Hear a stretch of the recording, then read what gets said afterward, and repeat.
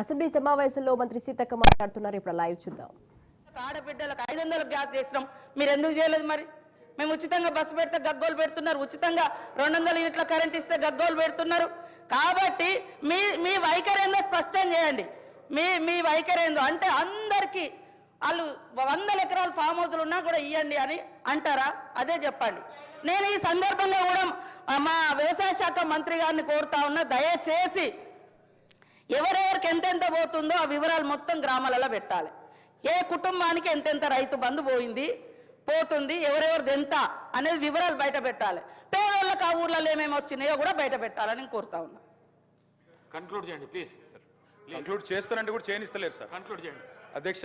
వారు చెప్పిన దానికి మేము చెప్పిన దానికి తేడా ఏముంది సార్? మంత్రి గారు చెప్పారు. మంత్రి గారు అన్నారు 30,000 కోట్ల రుణం ఎందుకు వచ్చింది అన్నారు. ఎందుకు వచ్చిందంటే మీ ముఖ్యమంత్రి గారు చెప్పారు. ఏం చెప్పినారు? స్పష్టంగా చెప్పారు. కేసీఆర్ గారు ఏమనుకుంటుండంటే ₹1,00,000 రుణమాఫీ చేసిన కదా వాళ్ళంతా నాకే ఇస్తారు అనుకుంటుండు. కానీ ఆ ₹1,00,000 రుణమాఫీ అయిన కూడా మీరు అర్జెంటుగా బ్యాంకు కురుకుని 2 లక్షలు తెచ్చుకోండి, నేను రాగానే డిసెంబర్ 9 నాడు సంతకం పెడతా అని చెప్పిందే రేవంత్ రెడ్డి గారు. వేరే చెప్తున్నా, వీడియో చూపెట్టమంటే చూపెడతా. ఆయన వల్లనే జరిగింది అధ్యక్ష. ఇంకొక మాట అధ్యక్ష, ఇప్పుడు ట్రైనింగ్ అన్న చక్కగా ఇవ్వాలి మీ ఎమ్మెల్యేలకు. నేను ముఖ్యమంత్రి గారిని కోరుతున్నా, మీరేమో 100% రుణమాఫీ జరిగిందని మీరు చెప్తారు, వెనుకకెళ్ళి మీ ఎమ్మెల్యేలు వేసేమో నాకు 70% అయిందంటారు. బయటనేమో రైతులు చారణ కాలేదని బయట రైతులు అంటున్నారు.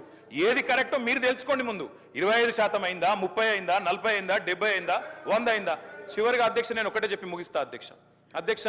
మేము ఈ ప్రభుత్వాన్ని ఒకటే కోరుతా ఉన్నాం. రైతు బంధు విషయంలో నేను నేపథ్యం చెప్పిన, తెలంగాణలో పెద్ద రైతు చిన్న రైతు అనే తేడా లేకుండా, ఉద్యోగస్తుడు లేదా ప్రైవేట్ ఉద్యోగి అనే వ్యత్యాసం లేకుండా, భూ యజమాని ఎవరుంటే వారికి వ్యవసాయ స్థిరీకరణ కోసం ఆనాడు తెలంగాణలో సాగు బాగు కావాలనే ఉద్దేశంతో మేము పనిచేసినాం.